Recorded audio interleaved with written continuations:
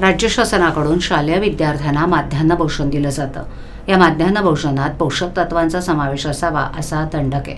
मात्र गेल्या काही दिवसांपासून या पोषण आहारातून अंडी गायब झाली आहेत। या पोषण आहारातील अंड्यांसाठी वर्षाला 50 कोटींची तरतूद करण्यात सरकार अपयशी ठरलं असल्याचा आरोप करत राष्ट्रवादी काँग्रेस शरदचंद्र पवार पक्षाचे राष्ट्रीय सरचिटणीस तथा विधिमंडळ गटनेते डॉक्टर जितेंद्र आव्हाड यांनी जिल्हाधिकाऱ्यांमार्फत राज्य सरकारला अंडी पाठवून अनोखा निषेध केला। माध्यान्ह भोजन योजना ही भारतातील शालेय भोजन कार्यक्रम आहे। या योजनेअंतर्गत सरकारी आणि सरकारी अनुदानित शाळांमधील विद्यार्थ्यांना मोफत जेवण दिलं जातं। या योजनेचं उद्दिष्ट शाळेतील विद्यार्थ्यांची पोषण स्थिती सुधारणं हा असून 15 ऑगस्ट 1995 पासून या योजनेचा प्रारंभ झालाय। नोव्हेंबर 2024 मध्ये राज्याच्या शिक्षण विभागाकडून विद्यार्थ्यांना नियमित आहाराव्यतिरिक्त आठवड्यातून 1 दिवस अंडी देण्यात येणार आहेत। जे विद्यार्थी अंडी खात नाहीत त्यांना केळी दिली जाणार आहेत। या निर्णयानुसार शालेय विद्यार्थ्यांना बुधवारी किंवा शुक्रवारी उकडलेलं अंड अथवा अंडा पुलाव, बिर्याणी अशा स्वरूपात आहार देण्याचा निर्णय घेण्यात आला होता। मात्र आता त्यासाठी वर्षाला 50 कोटी रुपयांची तरतूद करण्यास सरकार असमर्थ असल्यानं अंडी मिष्टान्न देण्यात येणार नाहीत।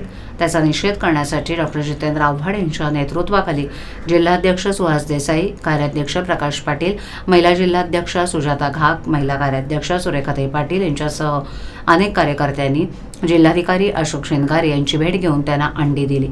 ही अंडी राज्य सरकारला पाठवण्यात यावीत असंही त्यांनी यावेळेला सांगितले।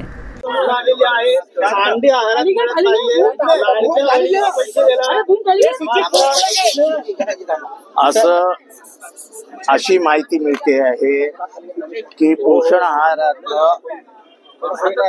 हे तुम्ही बोलणार असाल तर तुम्ही बोला, नाही तर मी।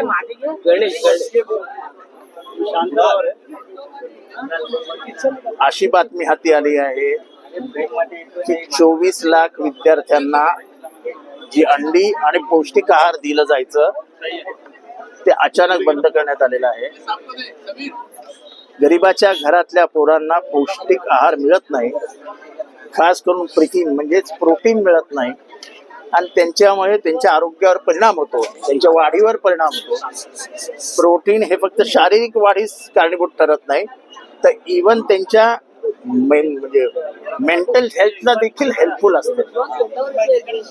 अशा परिस्थितीत महाराष्ट्रासारख्या पुरोगामी राज्याने, पुढारलेल्या राज्याने अंडी बंद करावीत हे दुर्दैवी आहे।